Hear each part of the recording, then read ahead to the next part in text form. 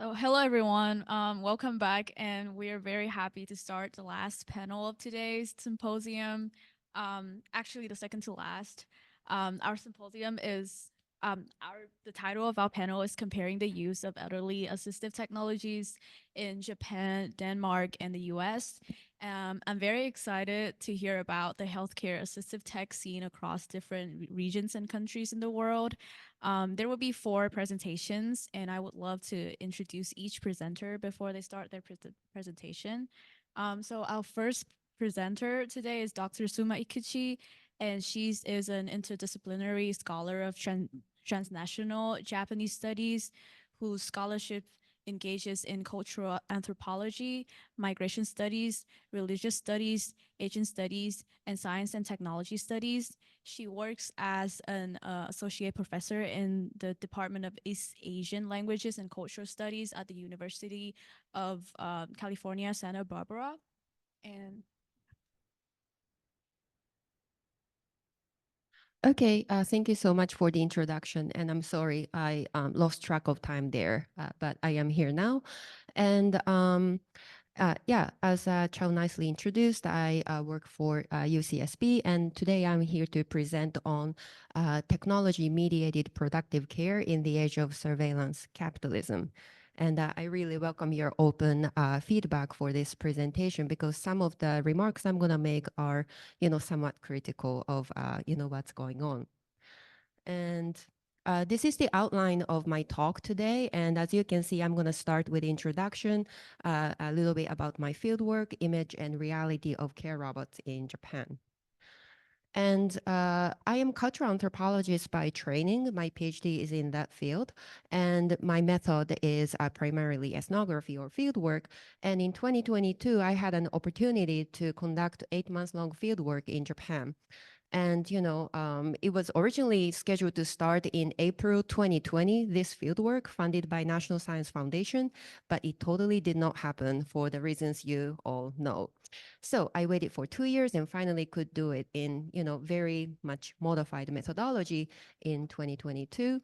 And this project, fun fact, actually started off as a research about migrant caregivers in Japan. But as I, visited many sites, talked to many people, I noticed that I kept on hearing similar remarks from some of these Japanese people, which is that, oh, no, no, no, we shouldn't accept too many migrant caregivers right now because in the near future, robots will start taking care of us. So we don't need to accept foreigners right now. We shouldn't do that in haste. And the last straw was I heard this comment from my own mother. And I was like, okay, I really need to look into these care robots or technologies that that are giving so much hope to some Japanese people. So that's when care technologies or robots became one component of my research. And for that component, the project had many foci, as you can see, but that's when I started visiting elder care facilities that used some technologies, robotics labs, robotics conferences, and living labs or living labo in Japanese that are appointed by the state to test care robots. And so, as I said, I'm going to start with this. There is, some popular image of care robots circulating in the, our media discourse, which very much focuses on, in my opinion, on humanoids and animaloids, or robots with locomotive ability, robots that can move around and interact with humans. In my opinion, these robots tend to get more spotlight than other less flashy, less, kind of media-friendly robots. And this media focus is often coupled with this another discourse, which is that Japanese people and culture are very much, animistic. So they are particularly adept in coexisting with robots or things. So this is one very prominent aspect of popular or even some scholarly discourse surrounding care robots. But as I conducted my research, I realized that the reality, at least as of 2022, was a little bit different. So as other scholars have already pointed out before me, most humanoids and animaloids are still in the prototype stage and mainly interact with humans in settings like corporate showrooms. and may be miles away from day-to-day operation at this point. Also, many of these robots, this type of robots, have limited contribution given the overall workload, which is very demanding in care facilities. For example, Pepper, which we hear about a lot, in many or some facilities are used in limited contexts, such as greeting visitors. So given the overall very demanding care tasks that people have to carry out, it may be a limited contribution in a sense. And those care robots in development may still have years or sometimes decades to reach smooth operation or widespread day-to-day usage integrated into people's regular lives. And one example of this last point that I saw when I visited some robotics conferences in Japan, this one was in Tokyo in 2022, is that some roboticists were presenting on patrol robots intended for care facilities at this conference. And one looked like this, called Kurumi, which is very cute, and I really liked it. And there were some other patrol robots of this sort as well at this conference. And I love roboticists because they are very open about their trial and error process. And they were very honestly sharing, what they had to overcome to actually put this into usage. So for example, some of the patrol robots, when they were tested in an actual nursing home, the roboticists realized that elders with dementia sometimes kidnap these patrol robots into their own rooms because they think, oh, it's so cute, it's mine now, and they just take it into their own room. So that's one problem that some roboticists didn't foresee that they now have to solve. Another issue that some of them encountered is that so some of them installed a function to detect moving humans into these patrol robots with body heat. And they tested it in a nursing home, and they found out that the nursing home had heated floor throughout. So the patrol robot couldn't distinguish between heated floor and moving humans. So again, another thing they had to solve before they can actually operate this kind of patrol robots in nursing homes. So all of this to say, not to attack roboticists, but just saying that it may take some more time before this robot can actually make significant contribution to the day-to-day operation of the majority of nursing homes. And another thing about the reality of care robots in Japan is that most so-called care robots or kaigo roboto do not match the popular image of robot as we know it. And I think many people in the room know this because the official definition of robot, care robot, according to the government or Korosho, is the following. Robots are mechanical systems that detect information, evaluate information, and operate in response. So as you can guess, this is a catch-all, very loose definition that can encompass many, many robots, technologies, and devices. For example, many of us, look at this portable toilet in the illustration that you can put next to your bed and, relieve yourself without going to the bathroom. Many of us don't look at this portable toilet and, don't think to ourselves that, oh, that looks like a robot. That's not our first thought for most of us. But according to the government definition, this can be categorized very broadly as a care robot or robotic assistive device. So, that's where sometimes confusion arises in Japan. But why this top-down definition of care robot, kaigo roboto, or top-down approach in Japan, right? Because the Japanese government, or specifically the Ministry of Welfare, Korosho, has been pursuing very openly this goal of improved productivity in elder care, or in Japanese, 生産性向上, 介護の生産性向上. This has been their, kind of mantra, their open goal for the past few years or, close to a decade. And they think that kaigo roboto, care robot, is integral to reaching this goal on the state level. So how do some care facilities, try to reach or realize this goal of improved productivity in elder care? Here, I'm going to introduce one care facility called Zenkokai in Tokyo. which is very close, which has close ties with the Japanese government, I have to point out.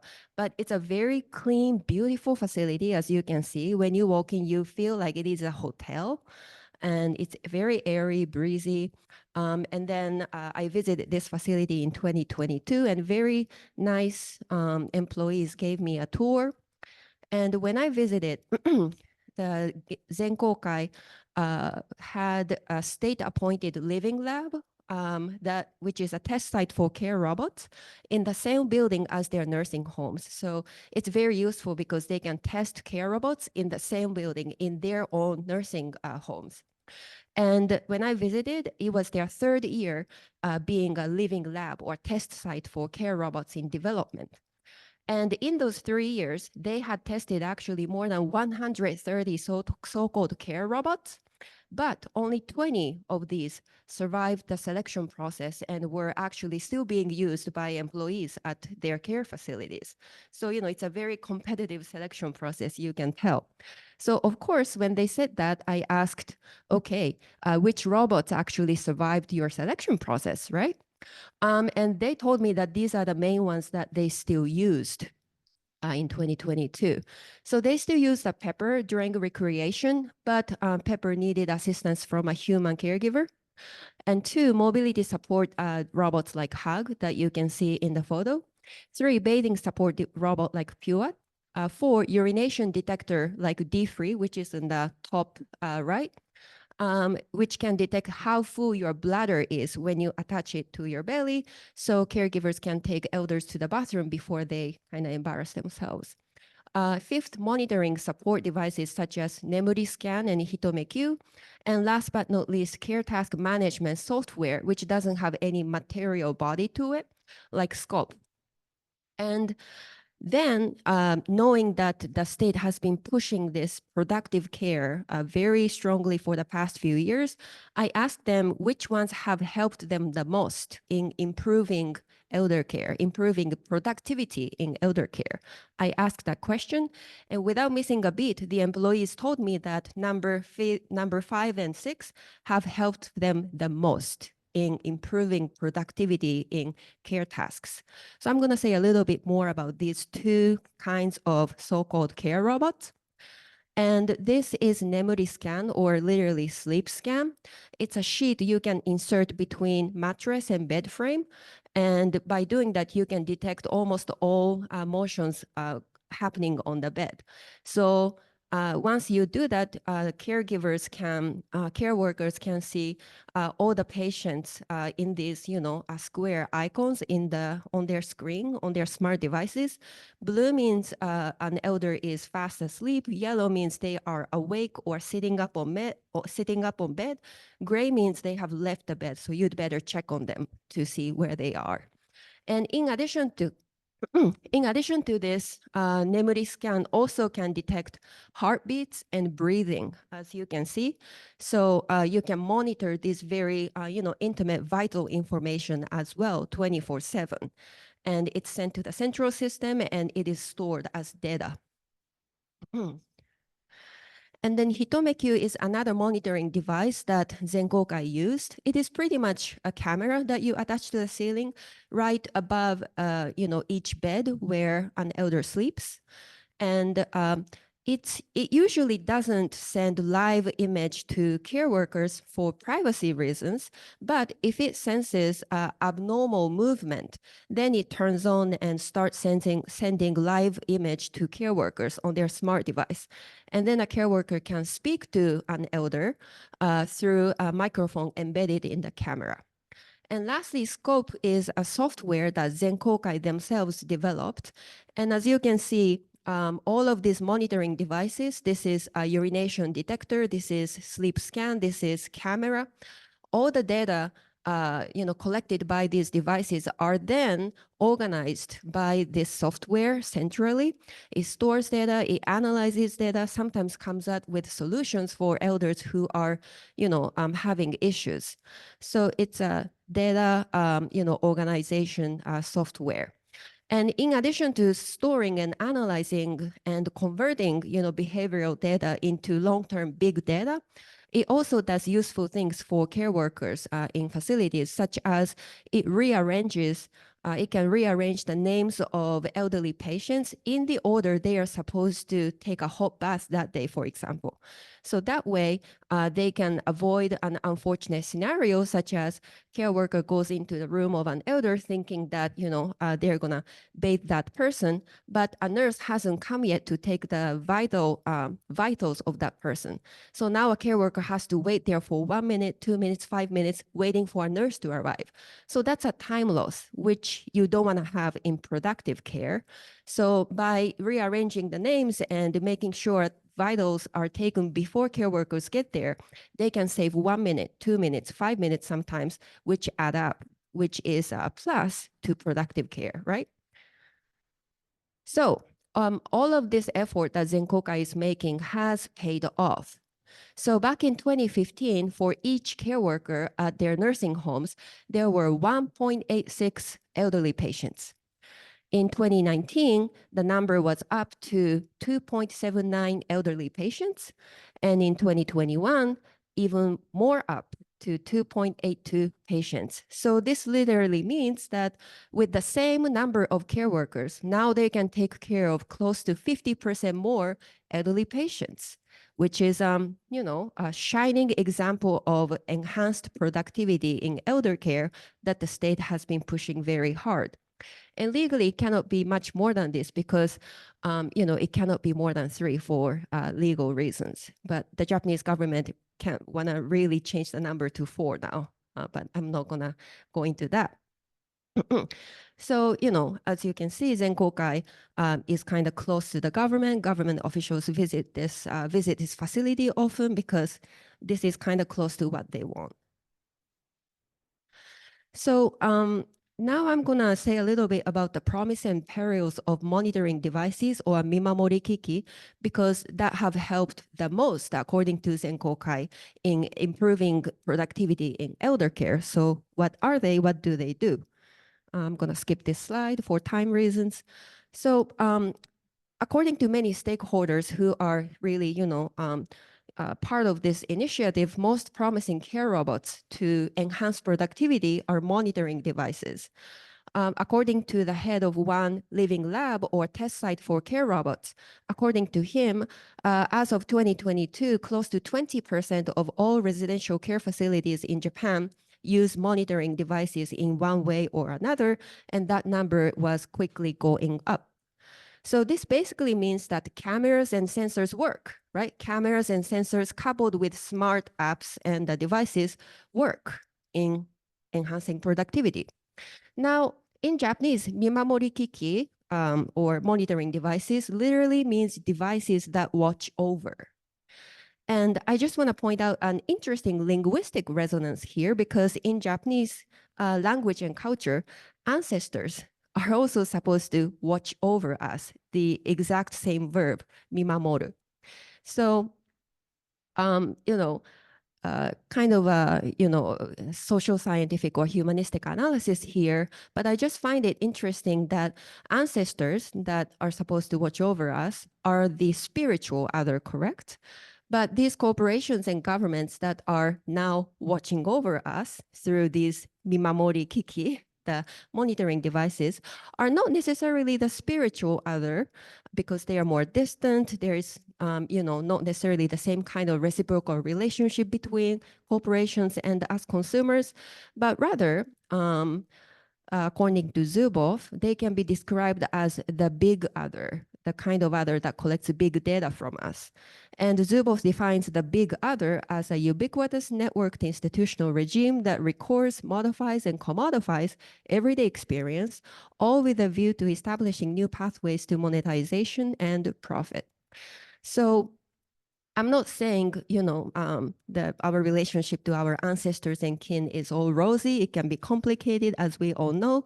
But I'm just pointing out that how the power dynamics work may be shifting from, embedded in kinship, like, our relationship to ancestors, to the power dynamics now mediated by market, such as our relationship to corporations that provide us with these devices and collect the data from us. Now, I'm going to say a little bit about this surveillance capitalism, which actually came out of my interviews with elders who may, be institutionalized in these nursing homes in the near future.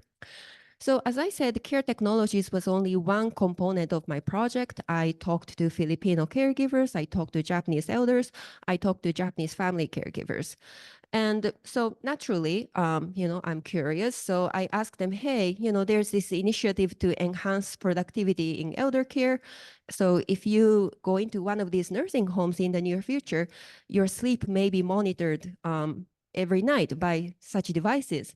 How would you feel about that? Because I just genuinely wanted to know how these elders would feel about it. And of course, some of these elders are like, I don't care at that point. They can just do whatever they want. If that helps caregivers, I'm all for it. But of course, there are some elders who are a little bit ambivalent about this technology by the fact that they'll be watched all the time, including their vital information.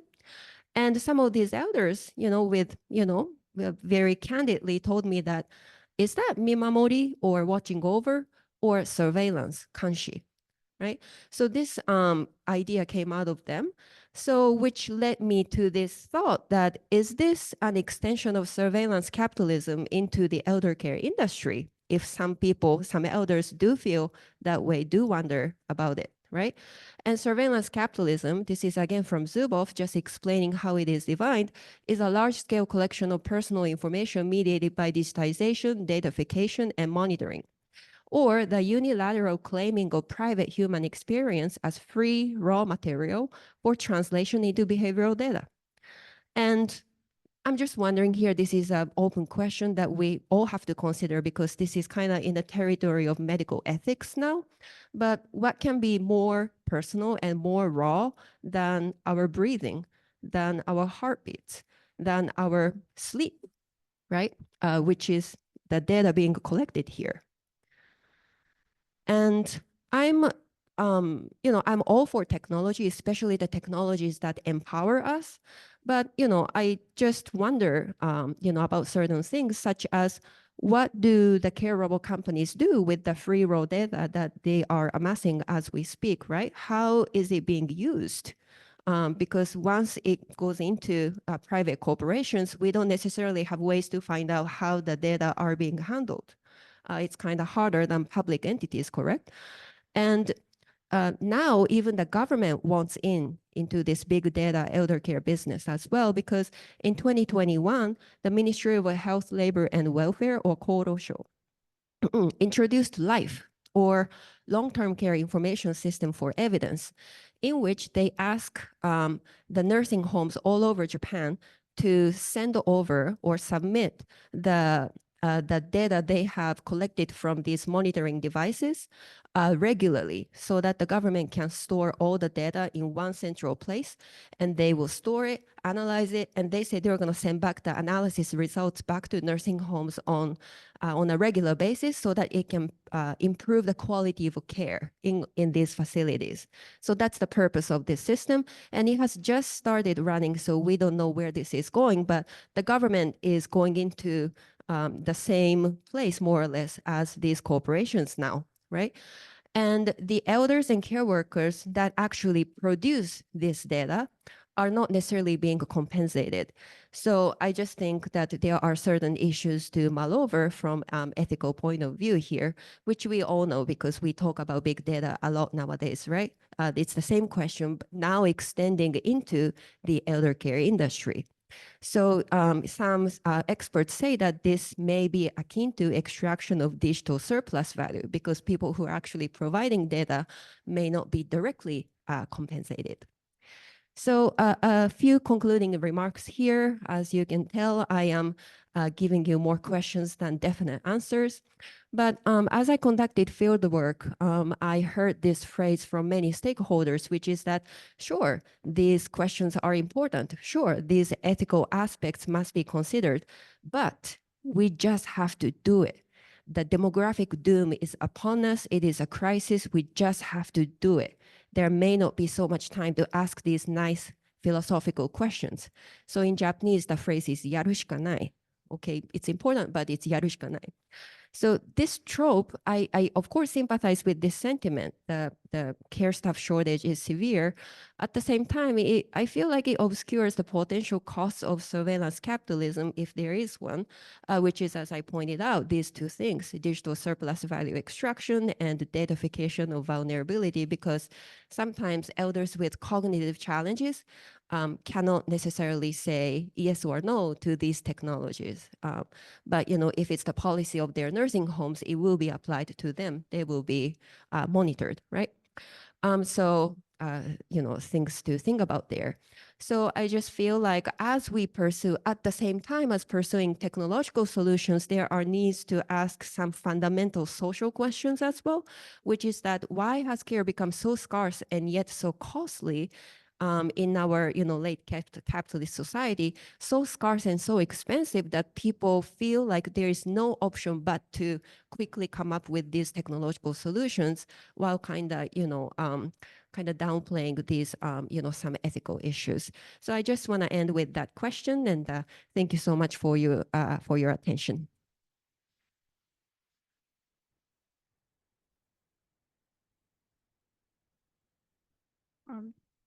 Thank you so much for your presentation. Because of timing, I think we should move on to the next presentation, and we'll leave the Q&A to the end of all presentations. So our next presenter is Ms. Maria. She's a dedicated professional working as an advisor at the Knowledge Center for Welfare Technology. Throughout her career, Maria has led various roles as a physiotherapist, educator, and advisor, constantly focusing on improving people's lives.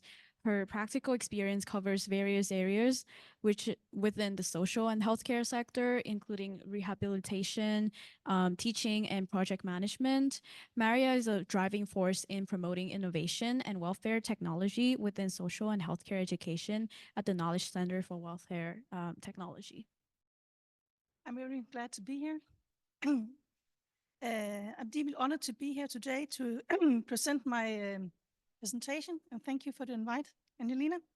I'm very nervous because it's my first presentation in English. I've never done this before. I've always presented in Danish. So first, I'm going to do a shortly presentation of our knowledge center in Denmark.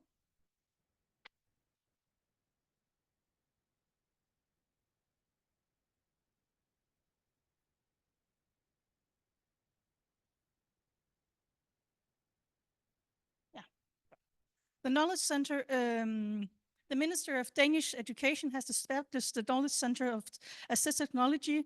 The center embodies a human-centric approach, ensuring that technology serves as an aid, not as a replacement for a human touch in welfare. It's a nexus of innovation, education, and practical appliance under the leadership of Meyer Weidinger. The Knowledge Center aligns closely with the needs of a healthcare professional elderly care in Denmark. In Denmark, we are standing on a crossroad facing a democratic shift that presents both challenges and opportunities. The increasing number of elderly citizens combined with a shortfall in elderly workforce compels us to seek innovation solutions. Assistive technology is not just an option, it's a necessity, offering sustainability, high quality care in Denmark and of an aging population. Technology advancements are changing healthcare and elderly care for the better, making it easier for people to live independently and improving the quality of care. With things like television, visits and robotic aids, these technologies are making life better for Danish citizens and creating a better work environment for healthcare professionals. The Danish Act of Social Service stands out as a treatment of Denmark's commitment to improve the life of elderly and other people with disabilities. This legal framework ensures that accessible technology is not only a luxury, but a right, enhancing quality of life and fostering a more inclusive society. Since the 2000s, Denmark has embraced accessive or welfare technology to improve life, increasing sector effectivity, and supporting independent living. From telemedicine to mobile aids, Denmark's approach is tailored, personal, and effective, setting a global standard in healthcare. In several Danish municipalities, we are leading the change in equipping social and healthcare assistants with skills needs for the future of caregiving. The Copenhagen Municipality Assistive Technology Academy is a standout example created to address the twin challenge of an aging population in the recruitment of skilled care personnel. The Academy offers a specialized training in assistive technology, enhancing the independence of the elderly citizens and making Copenhagen an attractive workplace for healthcare professionals. With a structured training program across the 4 modules, the municipality aims to boost competence in accessible technology, ensuring that the staff can meet the evolving needs of the elderly citizens. Also, Copenhagen has, due to this training program, Copenhagen Municipality has started 4, 4 houses in the municipality with in each house is equipped with assistive technology, so the care workers can come to the house and try the assistive technology, and sometimes bring also the elderly care.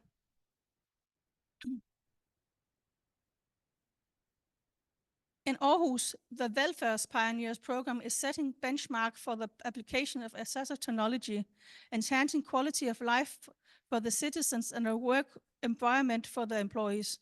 This initiative is a statement to how effective these technology can be used, improving the well-being of the elderly and the streamlined welfare system.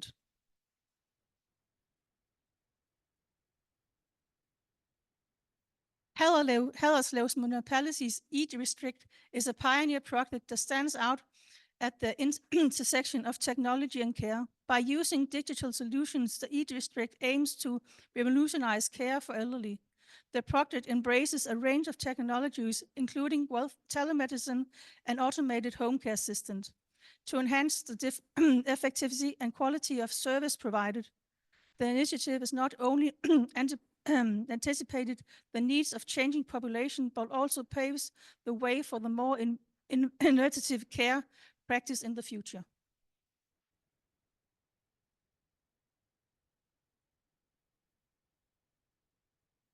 Across Denmark, municipalities are innovating on IE to streamline service from the applications of assistive devices in Sønderborg to early illness detection in Køge. This project exemplifies the transformation potential of technology in the public service.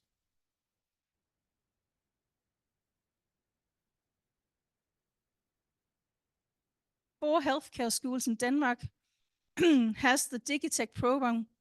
The Digitech program is reshaping healthcare education, preparing new generation of healthcare professionals skilled in digital solution and assistive technology, ensuring that they're ready to meet the challenge of tomorrow.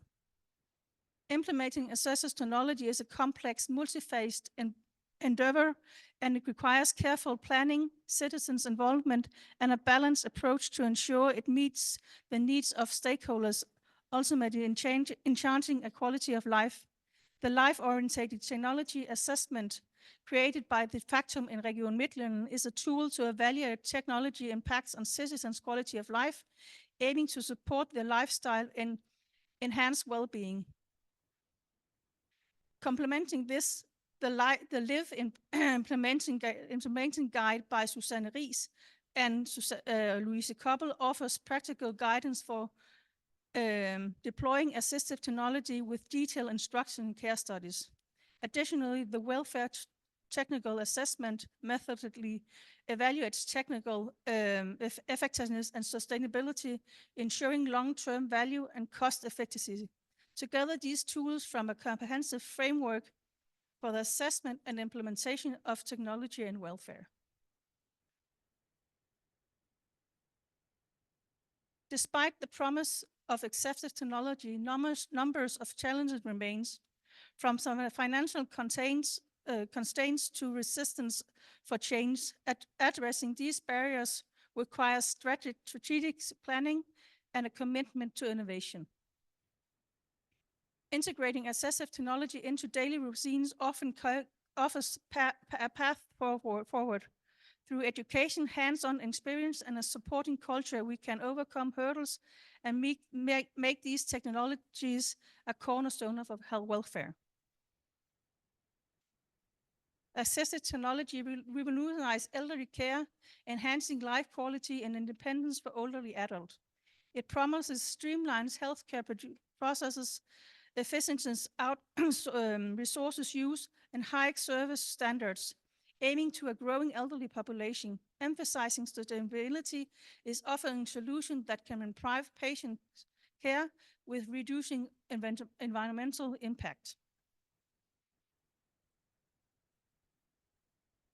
Denmark's future in assistive technology hinges on a collaboration between public and private sectors, pooling resources and knowledge to innovate. These partnerships ensure seamless integration of new technology into healthcare, responding adaptively to Denmark's evolving needs. The united approach underscores Denmark's commitment to a progressive, technology-driven welfare system, benefiting everyone. It combines public accountability with private sector's innovation, driven assessments that are effective, ethical, responsible, and tailored to the social needs. Denmark's proactive embrace of assistive technology underscores a future where technology and healthcare merge to address the challenges posed by the aging population. Through initiatives like the Knowledge Center of Assistive Technology and forward-thinking projects such as Ikeuchi in Haderslev, Denmark demonstrates leadership in integrating technology with care. These efforts are supported by legislative framework ensuring accessibility and inclusivity, a long educational program preparing a new generation for healthcare.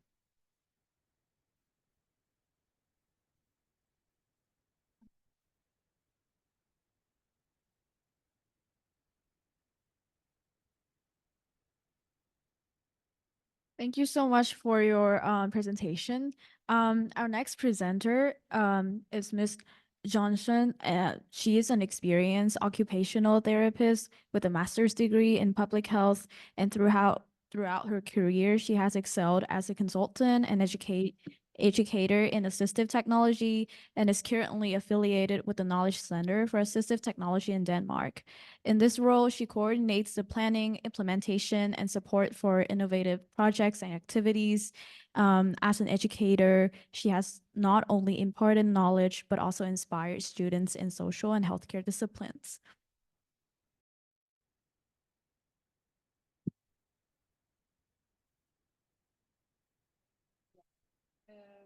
Good afternoon. Oh, sorry. Yeah, I'm also not used to speaking like this. Usually we just speak in Danish, but I'll try my best. Good afternoon, esteemed guests and scholars here at the Pomona College. I'm very honored to be here today. Actually, I made a slide about this. Can I make it just automatic instead of having to? On the left one. Yeah, thank you. Yeah, so I made this slide, greetings from Denmark. I'm really honored to present here today at Pomona College from Denmark, a small country in Scandinavia. Yeah, where the ethos of care and ethos of care, innovation and equality forms the backbone of our healthcare system. Today, I will share some insights into how Denmark has embraced a future-forward approach to elderly care, seamlessly integrating assistive technology within our revert Danish welfare model. This journey reflects Denmark's commitment to upholding dignity, independence, and quality of life for the elderly ensuring they remain an active and valued part of our society for as long as possible. Yeah, so first I will start by introducing you a little to the Danish welfare model. The Danish welfare model is the cornerstone of Danish society, ensuring universal access to healthcare for all citizens. This system is financed through progressive taxation and designed to provide comprehensive services ranging from preventive care to rehabilitation. The emphasis on early detection and prevention is pivotal, aiming not just for treatment, but for maintaining long-term health and well-being. Elderly care, underpinned by a citizen-centered approach, strives for the autonomy for our senior population, supported by innovative assistive technologies and digital healthcare solutions. These efforts underscores our dedication to promoting social equality, ensuring that high-quality care is accessible to every citizen and regardless of their economic status.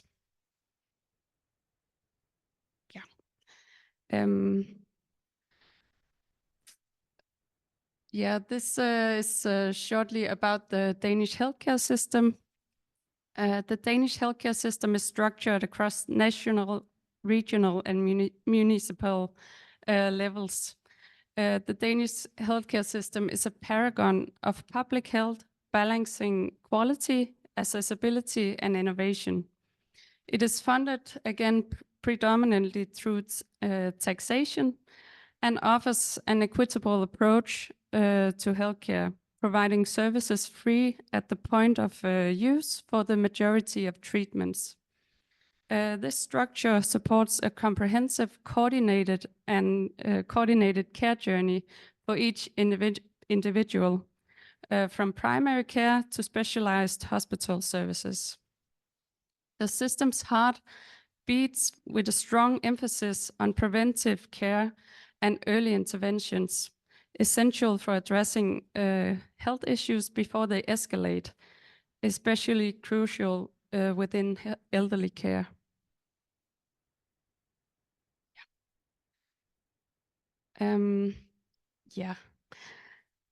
Despite Denmark's successes, like any other nations, we face challenges, including these demographic shifts, like we've heard about several times. We see a demographic shift towards an aging population as well, and an increasing demand for rising. I'll try again. Increasing the demand for elderly care and rising healthcare costs. And at the same time, we face a beginning in a labor shortage, like many of you do, especially within the healthcare sector. These challenges place a strain on our healthcare system as it strives to ensure quality and access across the country, while addressing potential health inequalities. To address these challenges, the focus in Denmark is on innovation in care technology, training of care personnel, and the development of more flexible care models that accommodate individual needs. The integration of health technology, digital health, and assistive technologies stands at the forefront of Denmark's strategy to meet these challenges. However, this approach comes with its own set of challenges, including ensuring digital literacy among the elderly and also mitigating the risk of social isolation. Denmark's future direction is clear: embrace innovation within the healthcare sector, from new treatment methods to personalized medicine, all while ensuring a solid foundation in research and development. So next I'll talk a bit more focusing on elderly care in Denmark. The elderly care in Denmark is an integral part of the Danish welfare system. Again, it reflects our society's values, focusing on person-centered care, and we aim to empower our elderly population to live independently and with dignity, integrating them fully into community life. The Danish model for elderly care is designed to support senior citizens in living independent and dignified lives, while also providing comprehensive care and support to those in need.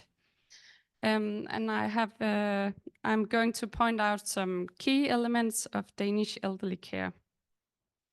Again, elderly care, since it's part of our healthcare system, again, is funded through taxes, ensuring that all senior citizens have access to the necessary care and support services, regardless of their personal finances. This includes access to home care, day centers, nursing homes, and other specialized elderly care services. Concerning home care, the goal of home care is to support the elderly in staying in their own homes for as long as possible. Services include practical help such as cleaning and cooking, and personal care such as bathing and dressing, and also health-related assistance from municipal health nurses. There's also a focus on rehabilitation and self-help. And concerning technology and innovation, Denmark see ourselves as a leader in the use of technology within elderly care, including telemedicine, assistive technologies, and digital aids. These technologies enable better and more efficient care and monitoring of seniors' health at home, promoting independence and improving quality of life.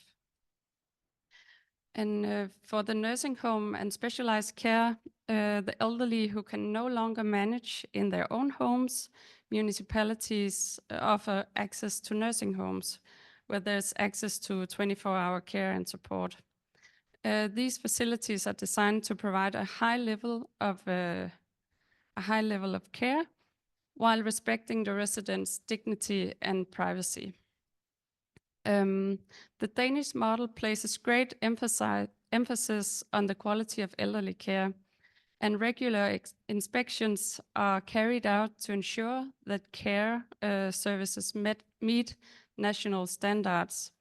In addition, user participation and satisfaction surveys play a key role in evaluating and improving services.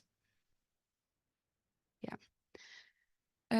For the next part of my presentation, I will focus on some recent political initiatives happening in Denmark. So recent political initiatives such as the recommendations from the 2023 Resilience Commission, the new elderly reform, and the work of the Danish Health Structure Commission highlights Denmark's continuous effort to adapt and prepare for the future. These reforms are crucial as they set the direction for enhancing the quality and accessibility of care for our aging population.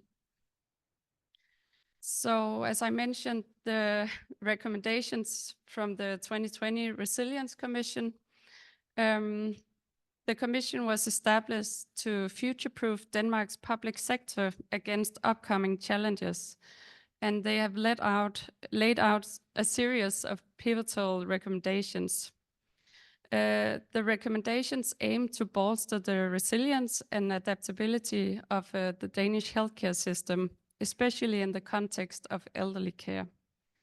Key among these recommendations is the enhancement of digital infrastructure to support telemedicine and remote care, crucial for maintaining the independence and well-being of our elderly population. The Commission also emphasizes the importance of preventive care, advocating for strategies that identify and manage health issues early on, thereby reducing the demand on more resource-intensive health services. Integration of health services across all levels of care is another critical recommendation. By ensuring a seamless flow of information and coordination between primary, secondary, and tertiary care providers, the system can offer more cohesive and efficient care pathways for the elderly. Moreover, the Commission recognizes the vital role of caregivers and healthcare professionals in this ecosystem. It recommends comprehensive training and support programs to equip them with the latest knowledge and tools enabling high-quality, compassionate care. Public-private partnerships are encouraged to spur innovation in assistive technologies, ensuring these advancements are ethically developed and sustainably integrated into care practices.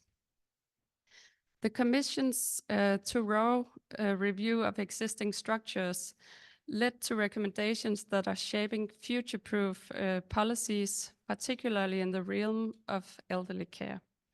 These recommendations advocate for a health system that is agile, responsive, and sustainable, one that can adapt to the evolving needs of an aging population. And the next, building on the Resilience Commission's recommendations, the new elderly care reform, a comprehensive package of policies and programs designed to enhance the quality and accessibility of elderly care across Denmark, represents a forward-thinking approach to reforming Denmark's care services for the elderly. This reform is centered around a principle of person-centered care, ensuring that care plans are highly personalized, respecting the individual's needs and preferences of each elderly citizen. It represents a fundamental shift in how we perceive and deliver care, emphasizing a proactive rather than reactive healthcare environment. It also heralds a significant shift towards leveraging technology and innovation, incorporating advanced assistive technologies and digital health solutions to enhance care, quality, and promote independence. This reform ensures that our elderly don't just receive standardized care, but enjoy services and support systems that are as unique as they are. The new elderly reform acts as a catalyst for change, pushing the boundaries of traditional care models. The reform's initiatives are pivotal, underscoring Denmark's adaptability and forward thinking. It emphasizes the development of care that not only meet the current needs of the elderly population, but anticipates future demands.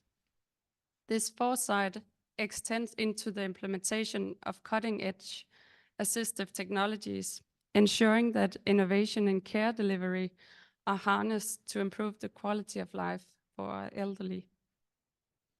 The reform seeks to expand and improve home care services, supporting the elderly in living at home for as long as possible, thereby fostering a sense of independence and dignity.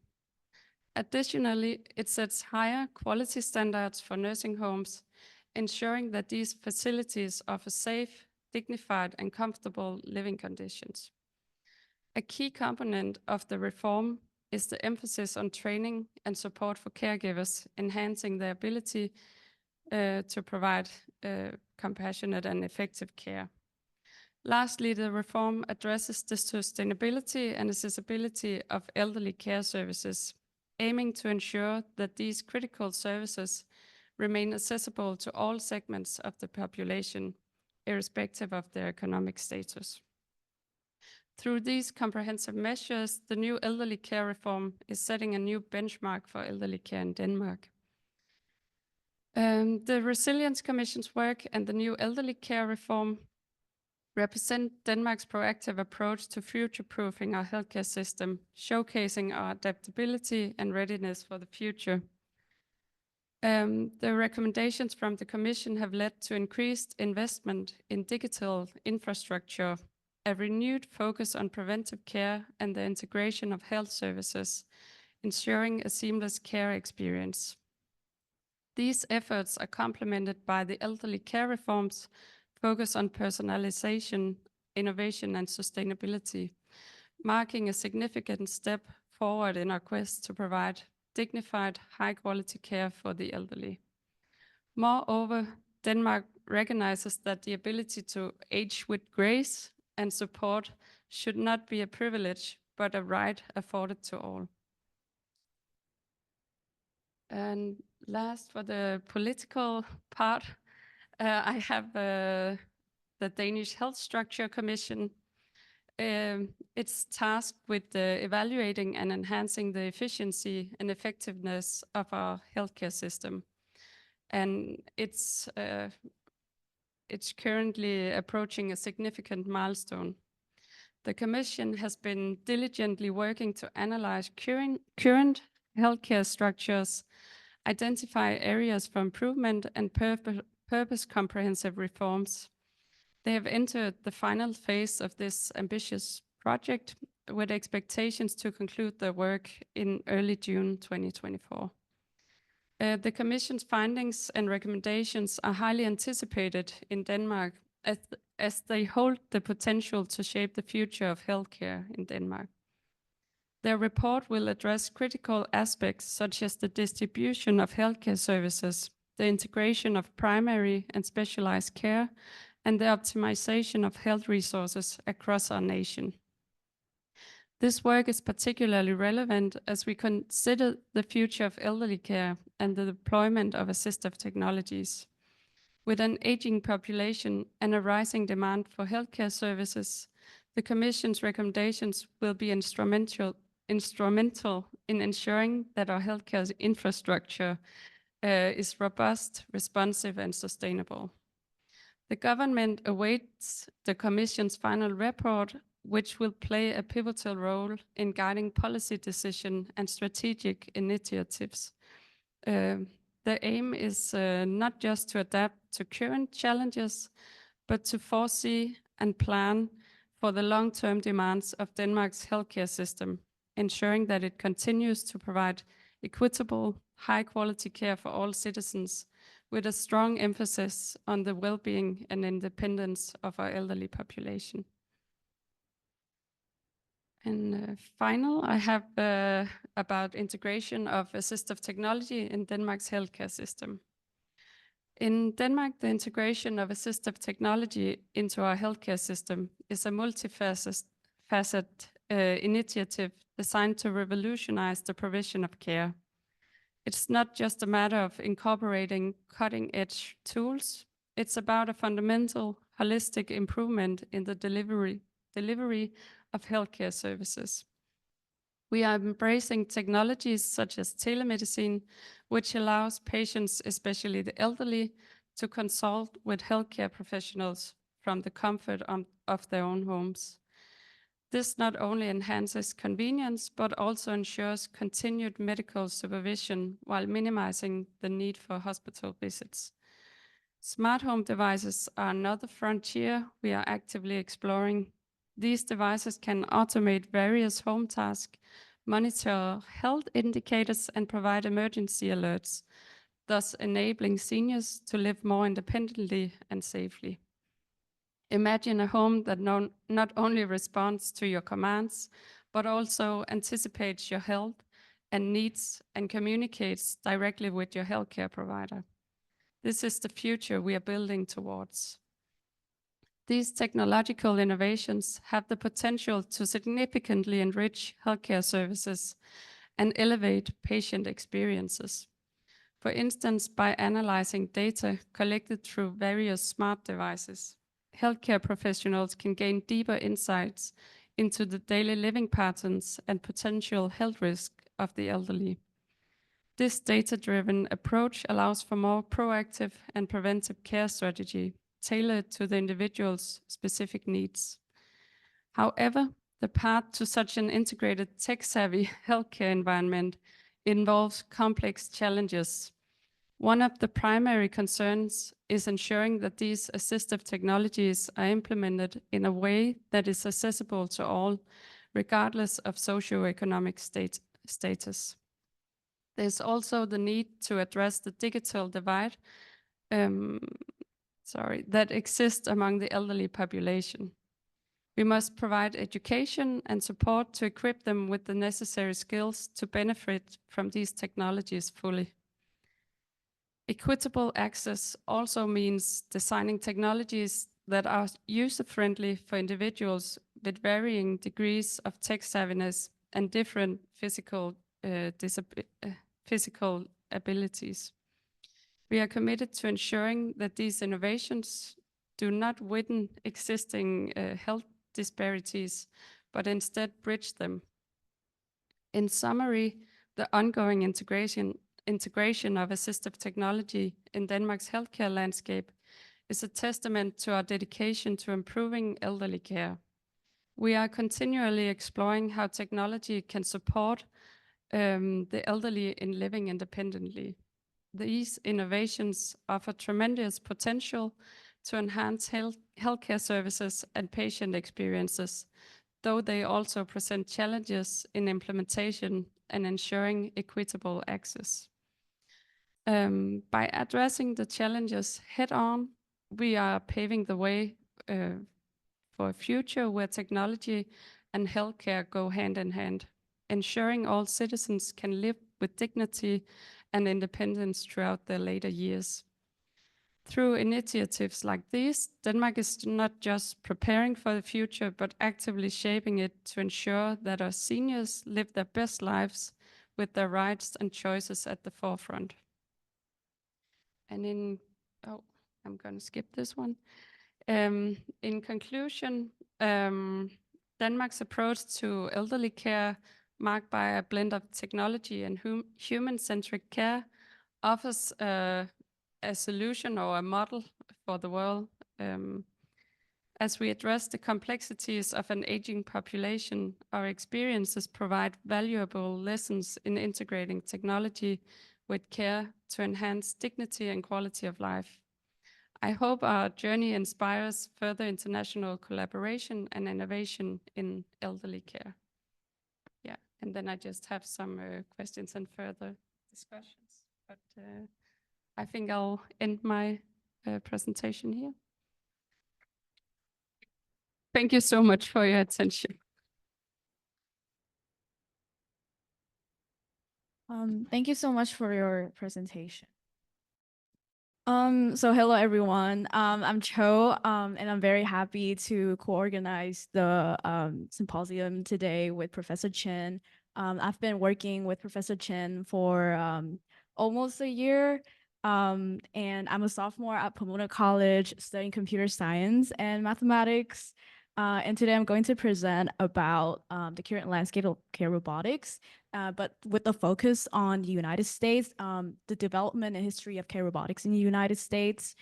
And there is a reason why I'm very passionate about this topic, even though I grew up as a STEM kid. So I just, like my whole life, I just developed softwares and technologies, and without thinking a lot about like user implementation. I focused on just like creating like faster websites or algorithms. So when I entered college, I was very fascinated by what Professor Chen was doing. That's why I reached out to her and I started to read a lot more about this topic. And yeah, I grew up in Vietnam, and I'm the co-founder of the first Vietnamese Sign Language online education platform. So we have a website that has free lessons for the deaf communities in Vietnam to improve their communication, to help improve their communication with healthcare agencies and care providers in Vietnam. So that's why I'm very interested in the intersection between healthcare and technology. And also recently I started doing more research on robotics, creating simulation and machine learning. So at the intersection of all of this, I'm here today. I'm a little nervous, but also at the same time, very excited. So yeah, we'll get started.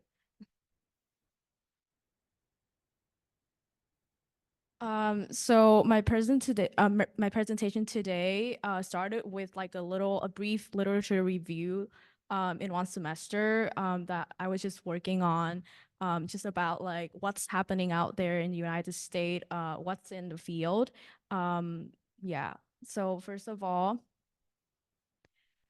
the most assistive robotics devices, there are a lot of ways we can define it, but some of the most prominent developments out there, we can see like we have standalone devices like mobility aids, like this is the standing wheelchairs. And when it comes to wheelchairs, I did research and I found that there are two challenges that we want to solve.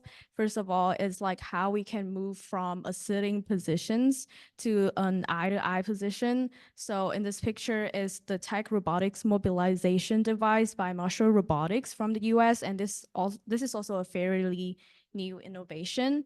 And the second problem is the climbing of stairs. So how can we make wheelchairs like climb stairs? Yeah. Yeah. So we have like stair climbing wheelchairs innovations. And then after that, we have interaction robots. And one famous example is the CareBot by Gecko system from the US. And from my studies, this robot was being studied and experimented, but it was never commercialized. But among our presenters today, there are a lot of like examples of interaction robots, like we have Hero-chan or we have Telenoid, and also we know about like Pepper and Paro, so that are the technologies out there too. And we also have other home standalone robots. Like this is a very new innovation from, oh, this is a mistake. From Labrador Robotics, it's the retriever robots. So this is the first initiative that is being implemented in like housing, like across the US. Yeah. And then apart from standalone devices, we have wearables like orthoses or prostheses, and this is very understandable because of the rise of 3D printing and everything is made easier. And then now we can move on to the history of assistive tech in the US. I'm very interested in this because I feel like the United States is always a global leader in technology R&D, particularly in robotics. However, it has not always been at the forefront in healthcare or civilian applications. And whenever we talk about assistive tech or robots, we usually like know about other countries like Japan, like we know about humanoid robots, we know about Pepper, Paro, but we don't really think about the US. Yeah. So for the US, it's interesting because history shows that the United States has always been a pioneer in robots. In the 1950s, Unimation from the US emerging as the first major robot supplier, laying the groundwork for the industry as it exists today. Despite being a leader in tech, especially in care and industrial robotics, data from 2000 indicates that only 10% of industrial type robots originated from the USA, with the mass majority coming from Asia and other European countries. And there has not been a lot of research in why this is the case. So I decided to read more, and I found that there are mainly two reasons why the US is a little behind in this aspect. First of all, is that because of policies that prioritize defense spending, which divert resources away from civilian applications, including care robotics, and also just the timing for R&D development, particularly like the 4 decades after World War II and the Cold War era. And in order to explain my point, I want to take a step to look into the history of the implementation of robots in the US. And these are some of the main key points. So we were talking about Unimation in the 1950s. And back then, they actually like coined the word robot themselves to get people interested because it sounded exciting, like something from the sci-fi movie trend. Back then, not a lot of people knew about robots, and it was hard to convince others to invest in this new technology based on just economic benefits. So using a catchy name really helped to attract attention. And then in the 1960s, die casting becomes a market for robot in the US. This is also like the first robot from Unimation. And in the 1970s, the car industry also became a significant user of robots in the US. This was because the heavy investment by the US in this area. We have General Motors, the largest automaker in the world at that time, setting trends and standards by using robots for their production processes. And by 1982, 40% of robots in the United States were being used in the car industry. Interesting to note that throughout the 4 decades following World War II, Japan also emerged as a leader in robot exports for industrial machinery, including civilian robots. It's called Golden Age. Like we have Japanese companies like Honda, Sony, or Toyota became the big players, and not only manufacturing, but also like we have humanoid robots. Meanwhile, the US government provided massive support for R&D, largely through the Department of Defense. But even though we started with a lot of industrial and manufacturing and applications like with Unimation, the focus of this R&D was mainly on military purposes and national defense. So as we can see here, so this is the funding for what they called programmable automation in 1984, and $60 million was allocated to military, like defense and military projects. And all, yeah. So I believe that this is the change in the market, and also like for companies like Unimation, the company faced a lot of challenges during this time due to increased competition, and like people care about military manufactured robots and also healthcare. And in the 2000s, it seems like the focus on researching care robots for commercial and civilian use is relatively new. So the question is why. And I feel like this is a common theme in a lot of places, like also like in Denmark, like we know that it's because of the aging population and the staff shortage. In the United States, the population aged over 65 years old is projected to increase from 49 million in 2016 to 95 million in 2060.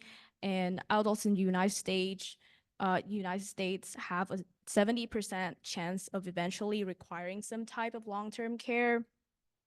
And also, we have some statistics showing how like 99% of nursing homes and 96% of assisted living facilities in the United States are facing staffing shortages too. So because of this, there has been a lot of examples of companies and startups with new robotics products for elder care, for healthcare. In 2022, the startup Labrador Systems, we talked about this initiative, created the Retriever. This is an in-home self-driving retrieval and delivery robot that looks like a shelf. And they are the first healthcare organizations to bring assistive robots initiatives into homes and continue to pioneer and pave the way for a lot of other like startup and care robotics. Yeah. And also, we also have, this is the standing wheelchair. It's being introduced in 2015 and has also become very popular recently. So I believe that discussing the history and development of care robotics in the US, I feel like these technologies will just continue to evolve significantly in the future. I feel like the real challenge here lies in creating assistive tech that actually meets users' need. And it's very interesting how like we have the population is aging. We have a lot more humans in the world, but we seem to really need tech to bring us all together. So the bigger question is like how we can, like backtrack and ask those ethical questions of how to actually use technology to help people. And I think we'll be able to discuss this even more in the next session.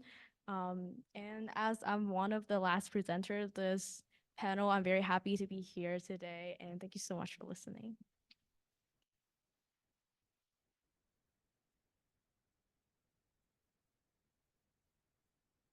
And I think we can move on to the Q&A session. I also saw that there are some questions in the webinar. So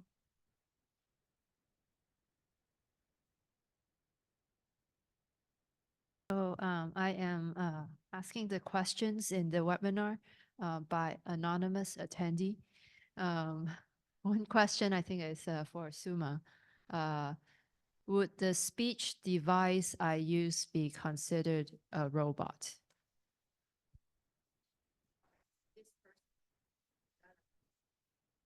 That's the question, yeah.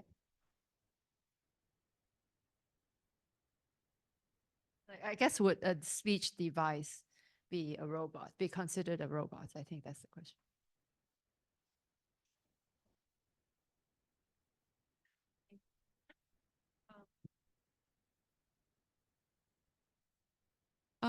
So so first of all, just quickly, I'm so sorry I was late again. I was just having some pain in my chest, but it's gone now. But sorry to make you wait. Now, the question is the speech device a robot? The definition by the Japanese government for care robots, not robots in general, that I introduced, I think drives home the point that what people consider to be a robot varies depending on your definition of robot or your definition of care robot. So my point was that the Japanese government has a very particular and loose definition of care robot in this case. So when it comes to speech device, sure, if it helps, if it meets the government's definition that I introduced, it may indeed meet the definition of care robot in the Japanese context provided by the government officials, if it helps, your autonomous life and if it relieves the burden of your caregivers. So it may be considered a robot or care robot, or if you adopt another definition, it may not. So my short answer to that question is it depends on the definition and the context you're in. Yeah, so I think maybe in the last discussion, we could also kind of talk about definitions of robots and also who gets to define what a robot is. So thank you for that question. And another question also by an anonymous attendee is, I think it's for our speakers from Denmark. Would assistive technology be more likely be seen as a right and thus more widely provided in a socialist society like Denmark? Is capitalist surveillance an issue in this setting?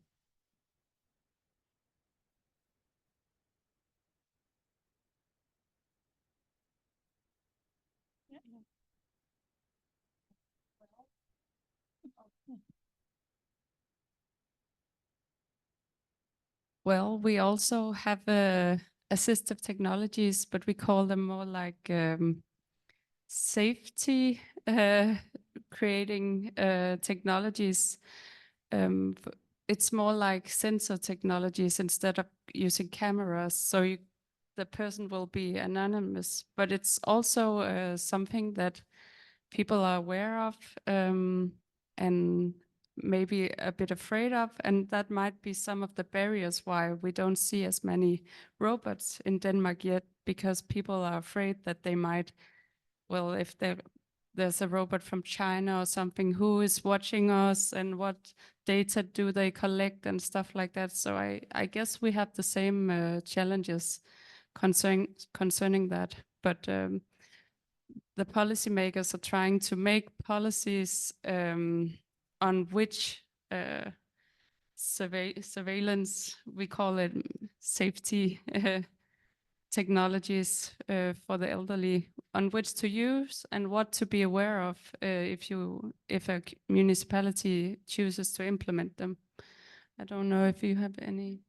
Yeah, that would be my response.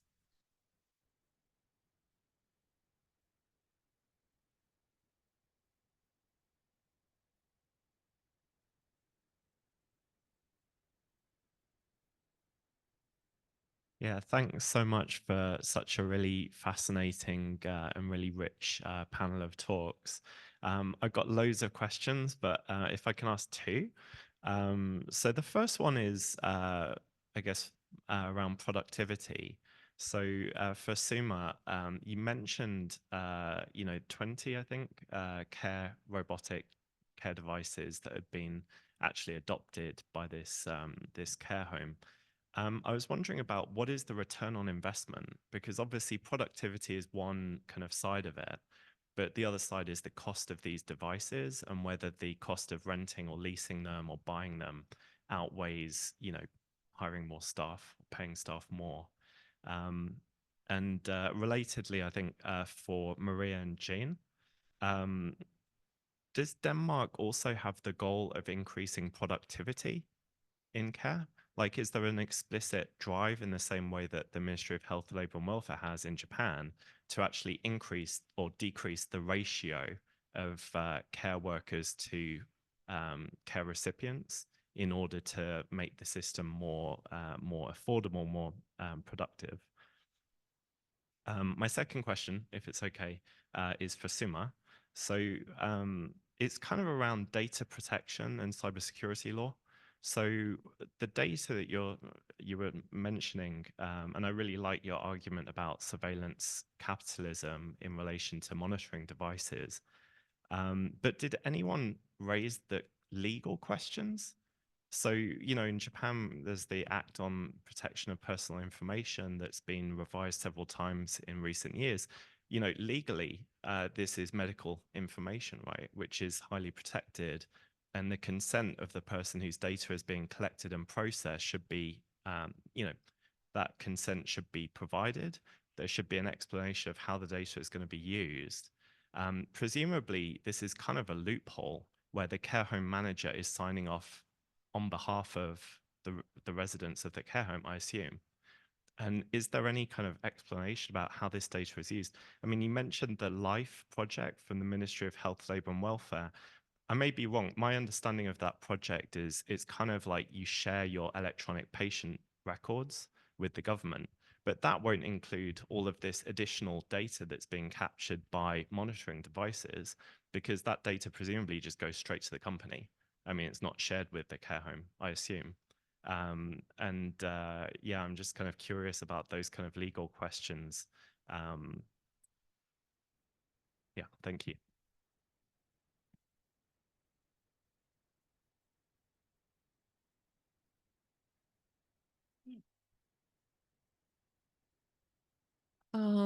Okay, so the first question is about the cost benefit analysis, sort of, the cost of implementing these care technologies in comparison to the time and energy you actually save.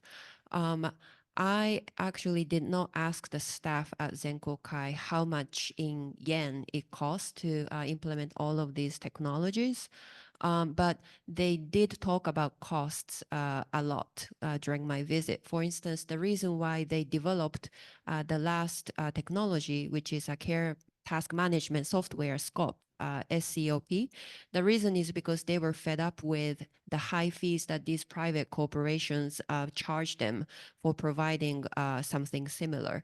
So they went ahead and they, developed their own care management software, and they started selling it to other nursing homes, saying that it is only one fifth of the cost of, similar products provided by major companies.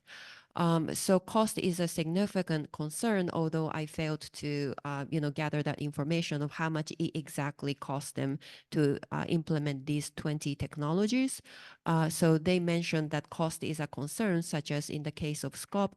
They also did mention strongly that the amount of subsidy or coverage by the national long-term care insurance is another big variable in them deciding whether to implement a technology or not, because some technologies come with subsidy or coverage, whereas others don't. Feeding assistance famously, is very hard to get, government support, financial support in, interestingly. So those are some of the things that I can say about the cost, although I cannot provide you the exact amount in yen. And it's interesting because I met the head of Zenkokai group again after my visit. During my visit to the care robot test site or living lab. So I ran into the head of Zenkokai in another care robot related facility. And the head of this care robot test site was very much excited about a new technology that he thought would help a lot of care workers, which this technology was called Flary, in katakana or in Japanese pronunciation. And it's a device that you can wear here so that it can, relieve the burden of care workers when they lift and move elderly patients from bed to wheelchair and so on and so forth. And this person thought that it is, it is very well made and all nursing homes should invest in this. But the head of Zenkokai nursing homes was kind of ambivalent about it because he didn't like the price tag. And after that encounter, I heard this person who was pushing this technology say that, some nursing home managers are quote unquote stingy or catchy. So cost is very much on the mind of many people, and there's some, push and pull between all sorts of stakeholders. That was my impression. Your second question about the legal, side of this data protection or data circulation, what kind of data can we gather? Can we send? Can we, share with whom, right? I actually have to do more research on this because I haven't been able to keep up with all of these new initiatives, especially with life. I haven't figured out the nitty-gritty details of what's going on between nursing homes and the government, partly because it's relatively new. But what I can tell you about the privacy and who gives concern to, to nursing homes to watch over these elderly people, in residential nursing homes. I actually asked the head of one care robot test site, who is an expert on this, what's the general approach to, some elderly people who may not want to be watched during their sleep. So just out of genuine curiosity, hey, there are some people who may not want a camera above their head, who may not want a sensor under their mattress. What do these nursing homes do with those people? And this person, the same person who was, pushing this technology called Flary, but he told me very simply something very interesting. He said that そんなに元気のある人はこういう施設にいません。Meaning people who have that much life left in them to say no to technologies tend not to be in these residential nursing homes. Meaning the majority of people, living in these nursing homes have dementia, other forms of severe cognitive impairments that they cannot necessarily understand or say no to these technologies. And he said that it is usually their families who say yes, because they very much want their loved ones to continue to be taken care of in residential settings because the care became just too much for them. If they say no, they may come back to their homes, and that would, pose all sorts of challenges to them. So families generally say yes if nursing homes ask on behalf of these elderly people with severe cognitive impairments. And some families may be pressured to say yes because they cannot take care of their loved ones at home. So, I just don't know what to think about it. I might say yes myself if I have to make a decision for my father, for instance, who is 78, but he already made it clear that he doesn't want camera watching him all the time. But I'm here in the US, what can I do, So I think it's that kind of like a ethical conundrum that many families are facing privately in aging societies.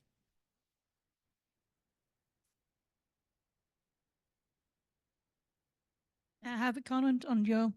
In Denmark, we have at our school at education, it's we talk a lot about consent in implementing welfare technology or assistive technology, because the student, it's a big part of their job when they're innovating or implementation innovation care at elderly home, and that they have to talk with the elderly citizens about the consent and what the welfare assistive technology is doing to their life.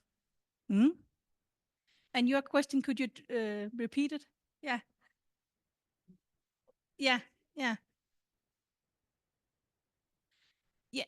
Yeah. Sort of. It's in general strong focus in facility in Denmark, especially in administration and in healthcare. But we also think that the facility is has the other side, that we have to implement assistive technology to get a bigger efficacy in the elderly care. Yeah. Do you have?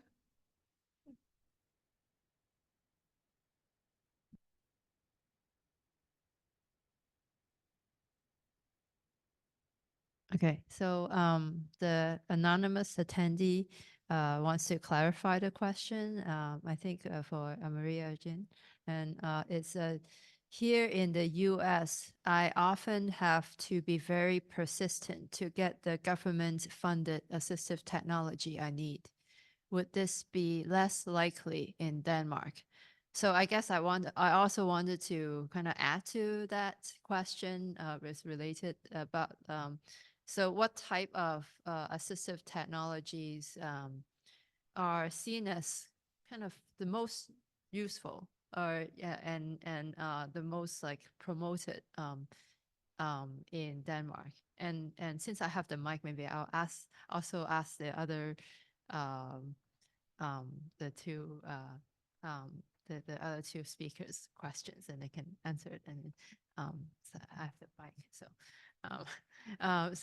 For Suma, I think I have a question about the Senkokai. Like you said that it's like it has a lot of like technology, and it's also kind of, I think you mentioned it's funded by the government, or like it's yeah, as close ties. Yeah. Okay.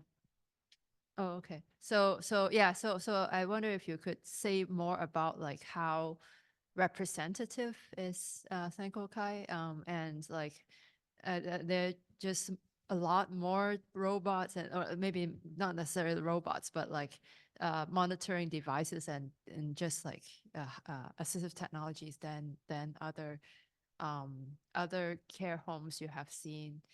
Yeah, just like maybe some, contextualization. And for Chau, I wonder if you have looked into like I think it's a very wonderful presentation of the history of the assistive technologies in the US. And I wonder how are these robots or technologies marketed, or have you looked into like whether they like have a subscription plan, or whether it's sold to individuals, or mainly sold to like factories or facilities?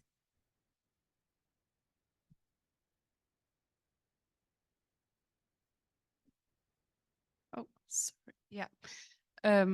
For the first question up here, well, we experienced that in Denmark as well. Actually, I would say I I've been talking a lot about the overall healthcare in Denmark. It's not perfect. It may sound perfect, but we also experience troubles and challenges. So I would say actually from municipality to municipality, because it's so divided in Denmark at the moment. Hopefully the Health Structure Commission will change that. But we see some health disparities from municipality to municipality. So often it depends on the individual caseworker and whether the applicant have some good arguments for why the citizens should have a certain assistive technology.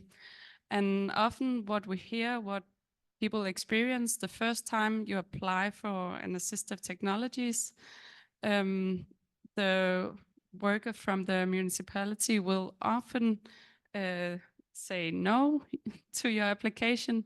But then if you apply again, you will often get a yes.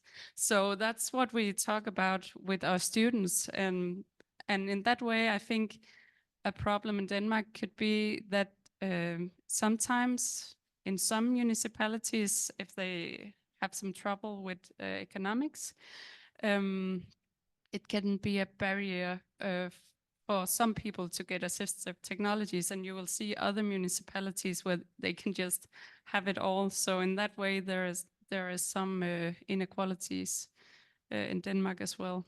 Yeah.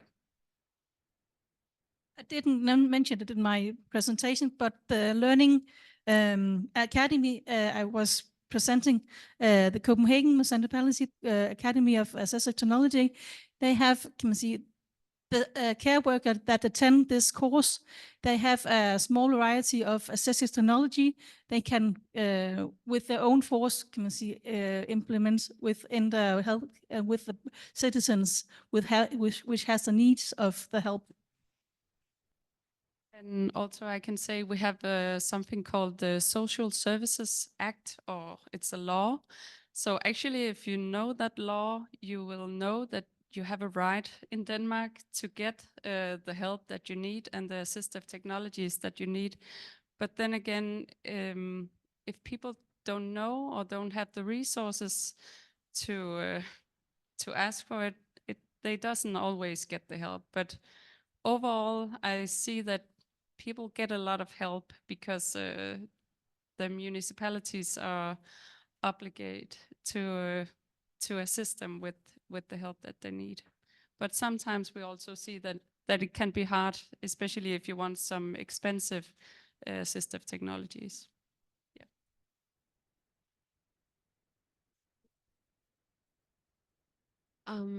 So I think the question to me was how representative a place like Zenkokai is. The answer is it is not very representative. As you can see, they are a larger residential nursing home, but most care facilities in Japan are, not residential, smaller, run on limited financial resources compared to a place like Zenkokai, that has the power, ability to actually talk to even some government officials. The majority of nursing homes, small nursing homes run in more intimate settings, do not necessarily have that kind of access to policymakers. So they are one of the better equipped, technologically and financially speaking, nursing homes in Japan. So my point in choosing Zenkokai as a case study for this presentation is that this is the state of implementing care robots in Japan in one of the best facilities, in one of the most invested facilities, in facilities the most interested and committed in implementing care robots. In such facilities with, more money than other facilities, there were 20 care technologies after they tested 130. So that's the state for the most motivated nursing homes. So just imagine, what the state of care robots implementation would be in less wealthy or, smaller nursing homes. So I visited probably, I don't know, close to 10 other nursing homes, some residential, others just have elderly visitors during the day and everybody goes home. And I have to say, all the other nursing homes that I visited, because I could get permission, even though it was kind of toward the end of the pandemic, um, all of them, were smaller and had less kind of new equipment compared to Zenkokai. So this shows that the financial challenges still of implementing care technologies, because some of these other nursing homes I visited really were running on very limited budget.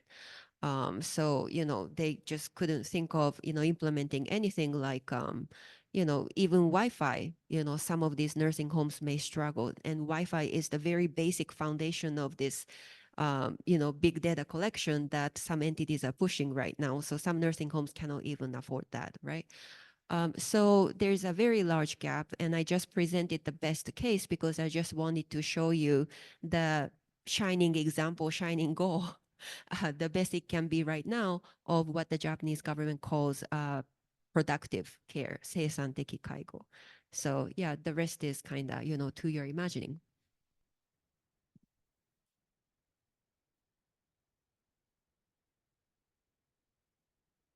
To the question, so these robots, there are a couple of layers to that, I think. So the first thing is that like these home robots are still fairly new. It's very high tech. And I think it can reach like a wider audience because it's designed for a home. But also because it's new and it's like high tech. So the prices right now is still pretty high. I think a couple of $1,000s. And it is being implemented in a lot of like houses and actual like institutional care centers. I know across like California. Um, but it also, I feel like, yeah, like it raises the questions of like, why is healthcare so expensive right now? Like, if time passes and like if people get used to it or people are more interested in using it, would the price go down? But yeah, like right now, that's like the current situation.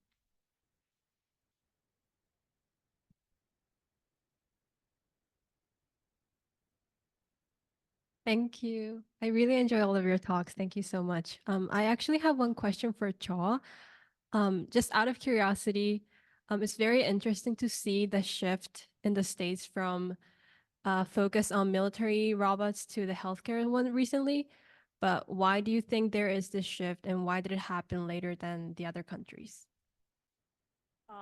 So I think different times mean different priorities. Well, for the US specifically, I think post-war, like it has to always invest in military and like keep up the power. But also, I mean, like they still do now, but like right now there are more problems than that, like the aging population, the lack of people in healthcare. So that's why they have to invest more in healthcare also. So yeah, I think it's just like a shift in priorities in time.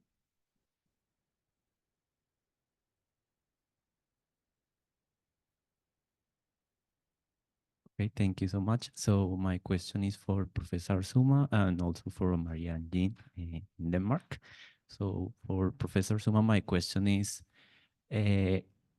before moving to Japan, I didn't know much about the issue that usually in Japan people discuss about the shortage of the population and the increase of the elderly people.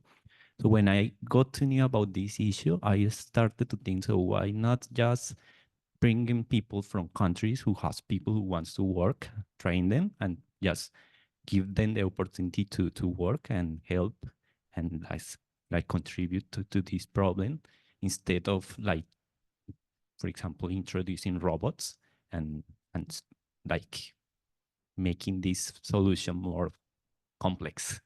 I was thinking, but after the years, I start like somehow understanding that, for example, I'm coming from a multi-ethnicity country, so we don't care much about, okay, if we are attended by one person or the other. But in Japan, maybe it's not a multi-ethnicity. I mean, it's a country where they are really welcome to people from any country, but it doesn't mean that you feel like this like closeness to everyone, you know?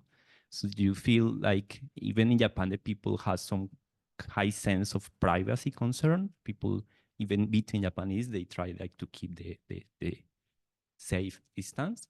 So when you at the beginning started talking about the Philippines, that you were like doing some studies about the caregivers from Philippines. So I wanted to know maybe if from these studies, or how was your perception? Do you think in the future this kind of caregivers coming from other countries will be also another possibility to solve this problem, or do you find that this is another problem and at the end you need to find a trade-off between these two solutions? This is my question for you. I'm sorry it's too long. And for Maria and Jean, I want just to, yesterday you told me about the telemedicine, that it has been increased in the recent years. And you told me that even the introduction of this telemedicine was highly like had positive effect on the patients. So they were really happy with the service. So my question is, do you think that increasing this telemedicine solution may lower any future issues in Denmark? So you don't need to focus much on like automate or the systems like in Japan people is trying to do. So is that maybe enough from your perspective? Thank you.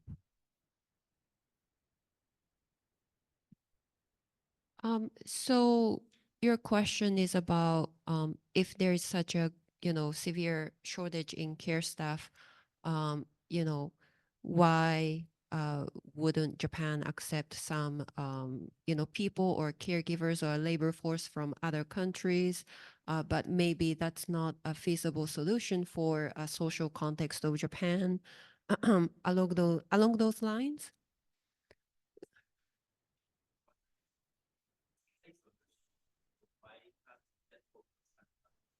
Why not just focus on that, meaning migration? Or okay.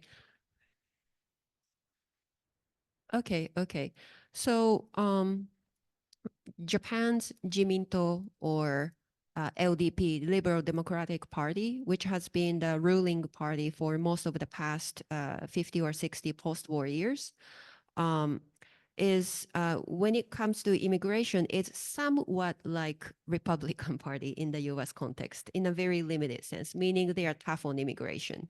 The politicians from LDP very openly say that we accept the labor force, but not people, literally. Prime Minister Abe said that some years ago before he unfortunately passed away. So other characteristics of LDP, which is a very powerful ruling party, is that it is business friendly. So how do you reconcile this, not so friendly immigration policy, meaning, labor force, yes, but people, no?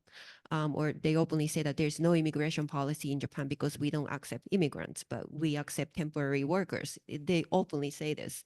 How do you reconcile that with their business-friendly attitude? Because big corporations do need cheaper disposable workers, right? So their solution for much of the post-war years is that, and this is a title of a book in English on Japan's immigration policy, Immigration by Any Other Name. Immigration by any other name. Meaning Japan, although on the surface, it says that it does not accept immigrants. In reality, it has been indeed accepting immigrants. In reality, if you look at the real workings of the visa system and whatnot, but they just don't call it or label the visa immigrant visa. So the visas that you can use to actually settle in Japan and actually get a green card or even citizenship is marriage visa, family visa, fiance visa. This is no-brainer, right? It's the same in the US. But student visa is a significant pathway, as well as the caregiver visa, which was introduced only a few years ago,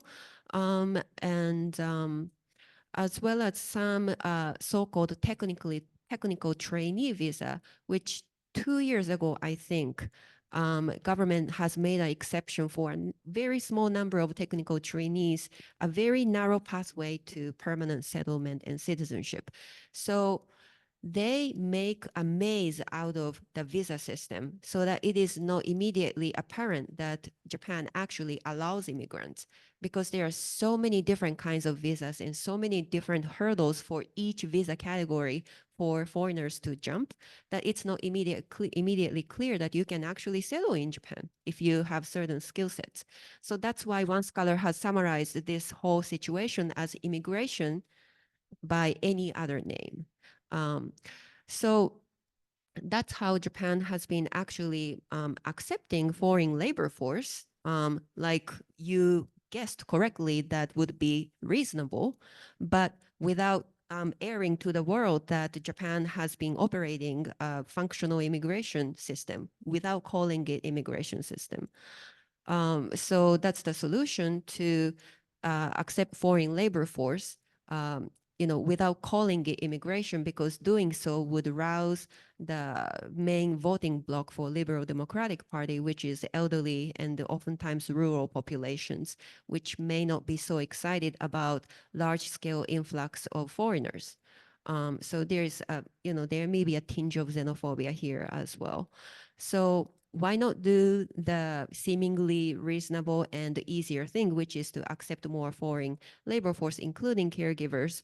One is a concern of the main ruling political party for the reaction of their main voting bloc in Japan, how they would react to such a decision if it was called openly immigration policy. And second, they have figured out a way to secure a constant, stable supply of foreign labor force without calling it immigration. So why change that now? And, kind of wake up a, sleeping cat, as we say, or sleeping baby. If it's okay now, you don't need to solve a problem if the general public is not calling it a problem. So that's my short answer to that.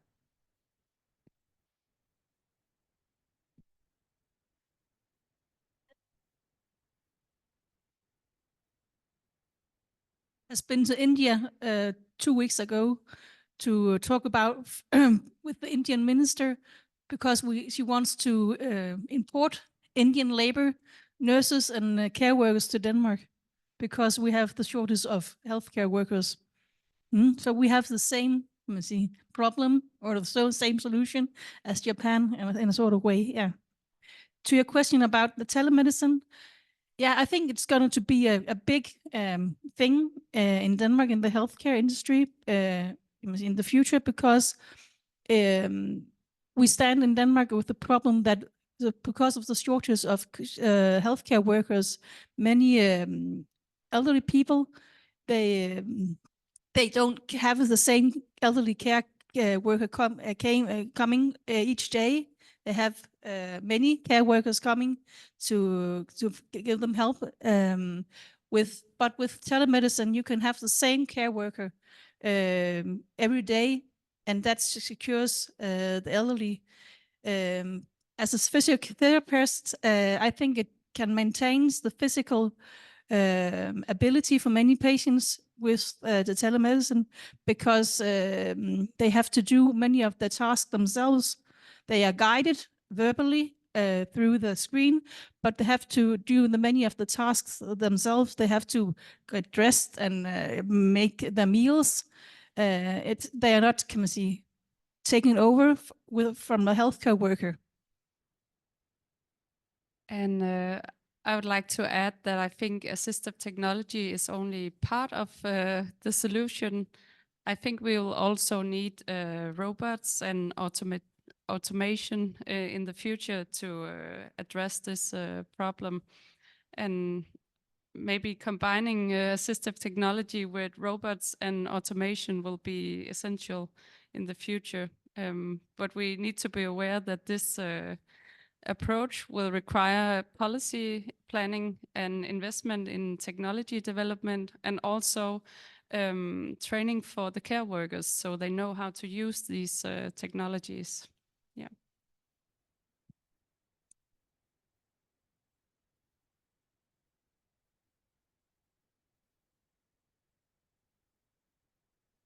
Thank you for the presentation. I have a question for Suma. I was wondering if there's like any a little bit more behind the stories or anecdotes about the surveillance camera. So when I conducted interviews with some care workers, like, with Angelina last year, there was like this thing, like, there was some kind of description of the work that care workers were watching the videos. And then the elderlies, okay, sometimes some elderlies, like with a little bit better occupation capacity, would try to like wear something on themselves, because that's like a really important thing for the self-worth, the sense of self-worth. And then sometimes they know that it's not gonna, they cannot, the workers would know that the elderlies could not finish that task, but they don't want to intervene immediately. So they kind of wait and then kind of just like see the right timing and then pretend that they came to do something else, just like to change some, like food or something. And then like pretend that, oh, as if like just found coincidentally that the elderly try to change. And then just like so that they can help the elderlies without influencing the desire to be independently changing the clothes. So just like little anecdotes, but I was wondering, like, are there anything behind in this interactions of the workers and the care workers and the elderlies, besides the extraction of the vulnerable data? And then in that sense, I was also wondering, like, I'll be sure, mentioned this like kind of impressive record of the care worker versus elderly ratio was like increasing. So another question is that, is there any kind of behind the story in there? Are we talking about the same kind of fixed number of the workers versus increased participants, increased elderlies? Or are we saying that like decreasing of the workers eventually, that we don't need anymore? So just like a little bit of, behind of the calculation. Thanks. This may sound like an excuse, but the pandemic robbed me of the opportunity to collect those behind the scene direct observations. Before the pandemic, when I secured the NSF funding, my plan, which NSF permitted, was to actually work as a caregiver in Japan. And to do that, I was certified as a Shonisha Kenshu, like an entry-level caregiver in Japan. So I was all prepared to work in care facility 24/7, and I thought it was going to be such a, rich field work, because I could actually work alongside other caregivers. And I secured permission from this fairly mid-sized care company in Aichi to let me work in care facilities that hired Filipino caregivers and also used some assistive technologies. So I thought I had a perfect fieldwork setup. And then the pandemic happened, so everything just went down the gutter. So the short answer is, unfortunately, I didn't have the opportunity to observe those things. Zenkokai, for instance, didn't give me a permission to conduct that kind of intimate, like immersive field work, because, they have the right to say no to outsiders. And the other, close to 10 nursing homes that I visited, the permission that I got was as a occasional volunteer, or just one-time, two-time visits. Because this was, toward the end of the pandemic, and nursing homes were still very, very careful toward outsiders, especially researchers, who could get them bad publicity if things go south. So I couldn't get those stories, although it's exactly the kind of stories that I was expecting and hoping to get back in 2019 before the pandemic happened. But I have something to tell you about the what would happen if this productivity keeps on improving, right? Then what would happen to the number of care workers that nursing homes will hire? Will it stay on the same level, and then each elderly person or care worker can now enjoy a more leisurely pace of work, because now there is more yoyu, right? Which was a keyword in your presentation, because there is now 1 minute saved here, 5 minutes saved here. So each care worker can spend more time with each person in a more humane manner, and that's gonna humanize elder care. That's the ideal. Or it can go the other way, which is that whatever little time saved by care robots, which might add up to maybe 30 minutes a day or 1 hour a day if you're very good, will be used as a justification to reduce the number of care workers, because it's like, oh, you're so good at, saving time that you don't need this many care workers. We're going to reduce it. And by doing that, we are going to save the cost of national long-term care insurance, right, from the government's point of view. So there is a fierce debate going on amongst activists about which direction it can go as we speak.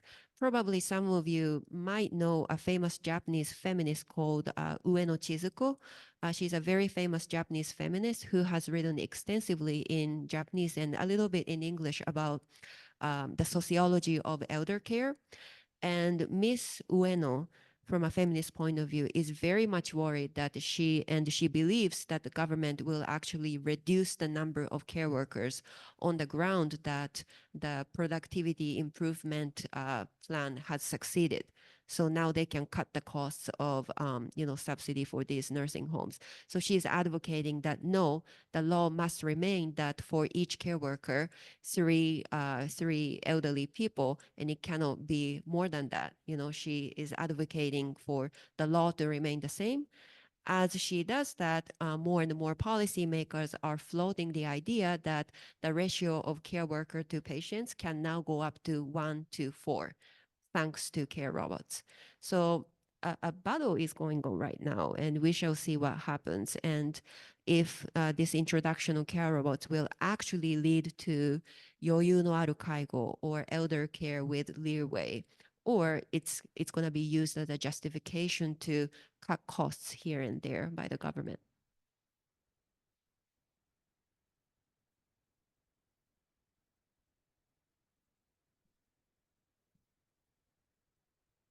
Thank you so much for all the questions. It's the end of the 5th panel, and we will move on to panel 6 after the refreshment break at 3:30.